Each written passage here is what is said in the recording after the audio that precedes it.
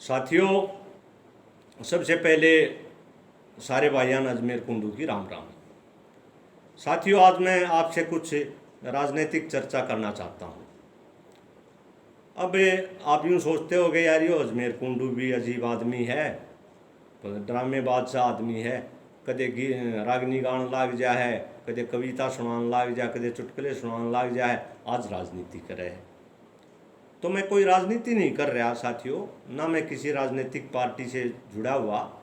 मैं खुलेपन से अपना स्वतंत्र रूप से अपना जीवन जीता हूँ और जो आदमी मुझे अच्छा लगता है उसकी वोट देता हूँ, उसकी सपोर्ट भी करता हूँ, चाहे वो किसी भी पार्टी का हो। तो एक तो ये भ्रम सभी साथी निकाल दे कि अजमेर कुंडू किसी पार्टी का विशेष का मतलब अनुयायी है या किसी का विरोधी है, ऐसी कोई बात नहीं है। अच्छा काम कोई भी करे, हाँ, मैं उसका समर्थन करता हूँ। परंतु साथियों, आज के इस दौर में राजनीतिक बात इसलिए करना चाहता हूँ कि कोरोना जैसी महामारी पूरे विश्व में फैली हुई है, जिससे हमारा देश भी प्रभावित है। और सभी राजनीतिक पार्टियों ने मिलकर के एक फैसला लिया कि भाई इस कोरोना के खिलाफ हम कोई राजनीति नहीं करेंगे आपस में, और मिलजुल करके इसके खिलाफ हम लड़ाई लड़ेंगे। बहुत अच्छी बात है, लड़नी भी चाहिए। परंतु साथियों, दुख तब होता है कि जब सत्तारूढ़ पार्टी ही कोरोना की आड़ में राजनीतिक रोटियां सेकने लगती है, तो दुख आता है। फिर कई बगैर नहीं रुका जाता, चाहे कोई फांसी तोड़ दो भाई। कई साथी कह दे यार तुम क्या मतलब है, तने क्यों खाम खा पंगे लिया करे। अरे पंगे क्या है भाई, प्रजातंत्र है, सबको अपनी बात कहने का अधिकार है इस देश में। और सह के और तो क्या सहे ना खाने ना नहाने, बेरोजगारी आड़े, भूखमरी आड़े, गरीबी आड़े, कोई स्वास्थ्य सुविधा आड़े नहीं। और सह के एक यह चीज़ जो इस बात पर मेरे एक बात याद आएगी, चलो बीच बीच में हंसाता भी रहूँगा तुमने, कि एक बार कोई अपना इंडिया का भाई अमेरिका रहा हारता गणे रहे भी, तो वो पूरे परिवार के साथ अपने आड़े इंडिया में आ गया। तो उसका वो एक कुत्ता भी पाल रहा था, उड़े दौड़ू कुत्ता, वो आ गया तो आड़े अपने पूरे परिवार के साथ उसने अपने कुत्ते ने भी लिया आया। तो आड़े वो गली का है, उसकी गाड़ में एक कुत्ता था, कालू कुत्ता रहा करता। वो एक दिन यूँ दोनों बैठे तो बतलान लग गया, उन्हें सोची ले भाई बतला लो आपस में। उन्हें कालू कुत्ते ने सोची, तो वो दौड़ू अपने अमेरिका वाले साहब में लाल पड़ा। तो घर से बाहर क्या न पाते, अनुशासन में वो पूरा। कालू पहुँच गया अपना आला डाकी उड़े भीतरे पौड़ी में। बोला अरे सुना दौड़ू क्या हाल है। बोला भाई ठीक ठाक है। बोला भाई और तेरे अमेरिका में बता दे क्यों करके है था रहन सहन के कुछ है। बोला भाई क्या अमेरिका में तो के बताऊँ तो ना, कति मज़े हैं अपने, अच्छी बढ़िया एसी गाड़ियाँ में घूमना, अच्छा बढ़िया तो बढ़िया शैम्पू साबुन ते नहाना, अच्छा बढ़िया तो बढ़िया मिला खाना, अच्छा बढ़िया सोने बेड न्यारा अलग ते, और वह मौज मौज। ये अपना वाले कह चौपड़े थी, अपना वाला तो पहले नेगेटिव सोचा करे, आग लागी वो बिला लाग रहा मेरे यार दाशे मारने। उसका सुख की बात के सुनी जाती, अपना वाले तो अपने दुख तो इतने परेशान को नहीं होना जितना दूसरे के सुख तो परेशान हो जाए। लाग रहा बिला दाशे मारनी सा कि मो दुख भी तो होगा ऐसा लाग रहा तू ये पेलने। हाँ बोला भाई एक दुख है। बोला के बोला भाई वहाँ जो है ना बिना किसी कारण के बिना बात के भौंक नहीं सकता। बोला अच्छा। बोला हाँ। बोला तुरंत गोली मारते हैं। और बोला भाई कालू आड़े आड़े सुन लिया। बोला भाई खान नहाने तो क्या मैं सहना, पर भौंसण की पूरी छूट से कोई साला नहीं बोल रहे, तो शायद रात को कहीं जाओ। तो भाई और क्या मत सहना इस देश में, नौकरी हमने मिल ली ना, एमए कर ली, 6 टेस्ट भी दिए, बढ़िया पेपर भी होए, पर कितने लिस्ट में नाम ना आया। ठीक है, तो भाई औरतों के मैं सहनाया बोलने की छूट से बोलते लिया कम से कम है, इसने भी कौन रोकेगा। वो एक बालक था, वो रात ने 11 बजे आँख खुल गई, बालक था, बालक तो हट पकड़ लिया रहे। बोला माँ, बोली हाँ भाई, बोला चूरमा बना दे। है डेढ़, बोला रात ने 11-12 बज रही, कौन सा टाइम, बोला ये कोना बना चूरमा। अपने लौट गई उसकी मान्यू कह उल्टी है, तो गुरण गुरण लाग गया करण, जुगर रोण का नाटक सा नहीं कराया करें, और रोया करें न्यू नाटक सा लाग गया करण रोण का। अब लीजिए बोला सो जा चुपचाप, बोला रौला ना करे। वो बोला चूरमा ना करेगी ना, सुबह भी किसा देगी। तो भाई ये सरकार वाले रोजगार ना देंगे ना, बोलन तो भी किसा रोक देंगे। तो भाई बात यह है कि इस कोरोना की लड़ाई में सारा ने एक निर्णय लिया कि एकजुट होकर हम लड़ाएंगे, कोई राजनीति नहीं कराएंगे। परंतु दुख जब आवे है जब सत्तारूढ़ पार्टी जो खुद शासन में है वही जब राजनीति करती है। दो बातों से झलकती है राजनीति यहाँ पे। एक तो तबलीगी जमात के जो लोग 2300 लोग जो वहाँ बंद थे, वहाँ से राजनीति शुरू कर दी। उनको जब पहले अल्टीमेटम दे दिया था तो उनको क्या जरूरत थी वहाँ से निकालने की। चलो वहाँ से निकाल भी लिए तो निकाल के न्यू अलग तय जेल में एक अलग वो बना देते उनके लिए क्वार्टर, मतलब जो भी सिस्टम होता है जेल में वो अलग से बैरक बना देते, भाई इसमें ये रहेंगे। और थोड़े दिन में वो असल में तो मस्जिद में रान देते, 15 दिन में उड़े काम बन ले। चलो उड़े तो काट भी लाए तो उड़े, परंतु नहीं, एक धर्म विशेष को, एक विशेष वर्ग को बदनाम करके दूसरे वर्ग की सिंपत्ति लेनी थी। इसको राजनीतिक मुद्दा बनाना जरूरी था, इसलिए मैं ये बात कह रहा हूँ। अब योगी जी ने जितने वो तबलीगी जमात के मिल रहे हैं अलग से एक जेल बना दी, बहुत अच्छा काम किया, मैं उसका समर्थन करता हूँ। ऐसा और शुरू में 2300 लोगों के साथ ऐसा ही करना चाहिए था इन्होंने। रही बात योगी जी पे, कल ही समाचार आया, ये बात मैं कल ही अपने इस चैनल के माध्यम से आप लोगों तक पहुंचाना चाहता था, परंतु कल नेट नहीं चल रहा था मेरे यहाँ, इसलिए मैं ये अपलोड नहीं हो पाई। योगी जी के पिताजी का देहांत हो गया कल। जिक्र आया कि योगी जी के पास फ़ोन आया है, मैसेज आया कि भाई आपके पिताजी का देहांत हो गया है। तो योगी जी ने कहा कि मैं कल पिताजी का जो दाह संस्कार है उसमें शामिल नहीं हो पाऊँगा, क्योंकि मैं यहाँ पे बिजी हूँ कोरोना से लड़ने में, और 23 करोड़ जनता का हित सर्वोपरि है मेरे लिए। और चिट्ठी में लिखा कि मैं नीचे लिखा कि राजधर्म निभा रहा हूँ मैं। तो भाई पहली बात तो या उसी टाइम पे एंकर कहता है, टीवी वाली चैनल वाली एंकर ये कहती है कि वैसे सनातन धर्म में जब कोई आदमी साधु या सन्यासी बन जाता है तो उसका समाज, परिवार, रिश्तेदार, नाती गोती किसी से कोई वास्ता नहीं रहता। तो अब इसके पीछे भी राजनीति है। अरे भाई योगी जी, कोरोना ते लड़न खाते रे भाई, तू ईसा को राक्षस, मानव रूपी राक्षस तो है नहीं कोरोना के जो उसकी तू घेटी पकड़े बैठा हो। अब भाई जब घेटी इसकी छोड़ दी तो ये बढ़ जाएगा, 23 करोड़ लोग आने खा जाएगा। या भाई कोई सी तोप को बंदूक इसी अड़ाए बैठा हो उसका, मैं तो इसका छाती मारा रहा हूँ और मैं जाड़ हट गया तो कोरोना मार करेगा मेरी जनता ने।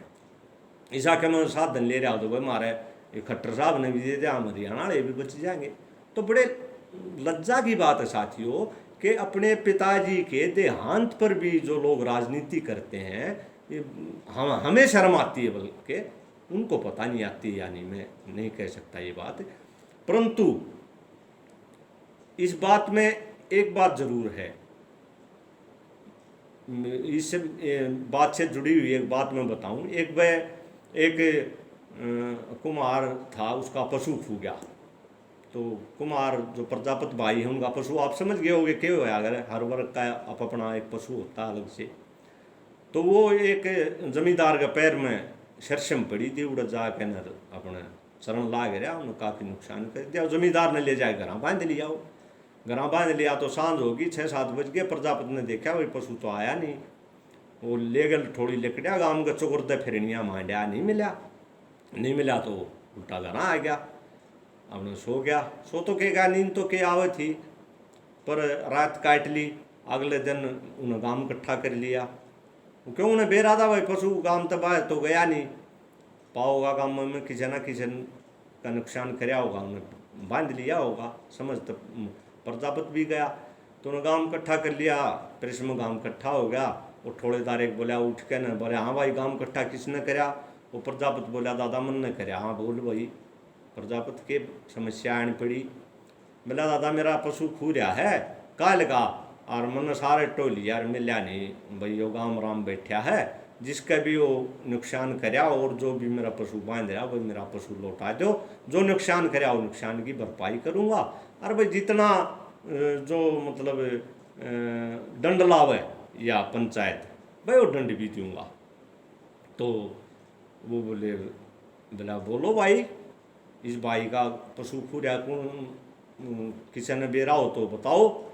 तो वो जमींदार भी आ रहा था जो बांध रहा था, वो खड़ा हो गया, बोले हाँ भाई पशु मेरा दो रहे है। बोला तो भाई दे इसका।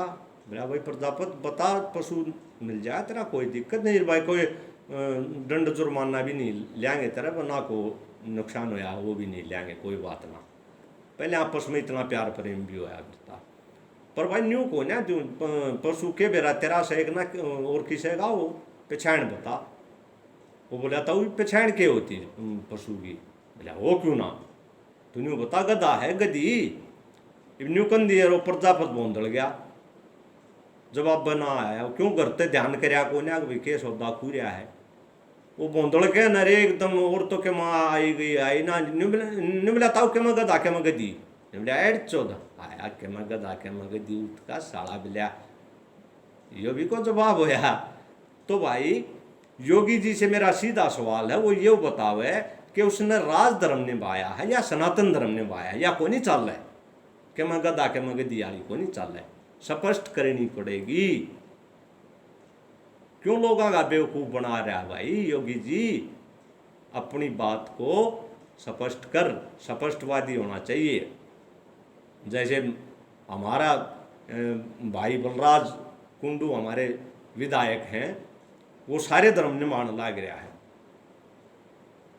वो राज धर्म भी निमान लाग रहा है, वो गृहस्थी धर्म भी निमान लाग रहा है, वो जनता के प्रति जो उसका धर्म बने है वो भी निमान लाग रहा, सारे धर्म निमान लाग रहा है। पर भाई जिसके आगे बांटना पाछे बट्टी, देखो समाज किस चीज से बना है? समाज की जो पहली इकाई है वो परिवार होता है। परिवार कुछ लोगों से मिलकर के एक परिवार बनता है, फिर परिवार से थोड़ा, थोड़े से गांव, गांव से फिर ऐसे शहर, और ऐसे ही समाज, और समाज ऐसे देश की स्थापना होती है। उसको एक देश का रूप दिया जाता है। पर जिस आदमी का अपने परिवार से ही नाता नहीं, उसका समाज तक के रह गया, उन्हें समाज तक के लेना देना है।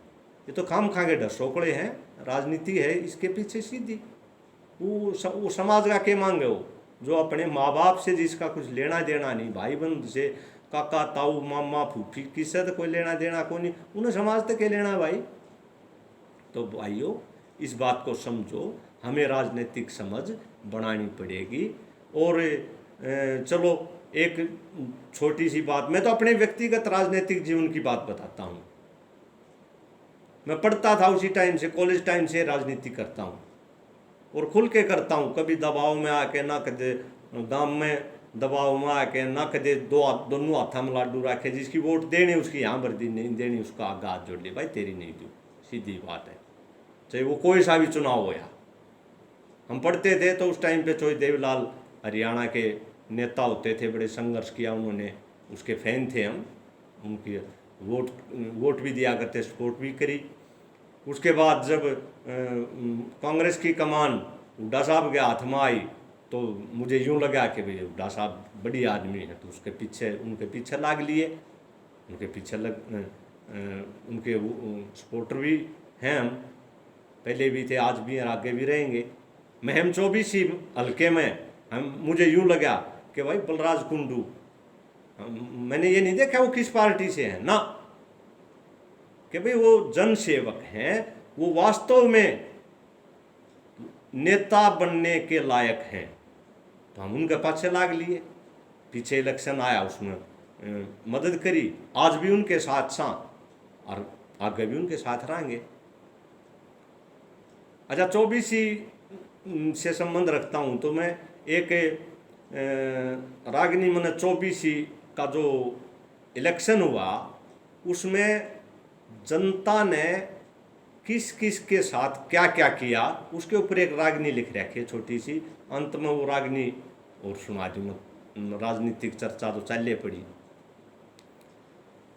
भाई मचा तहलका देखो 24 के मैदान में, मचा तहलका देखो 24 के मैदान में, 24 के मैदान में, 24 के मैदान में, मचा तहलका देखो 24 के मैदान में, मचा तहलका देखो।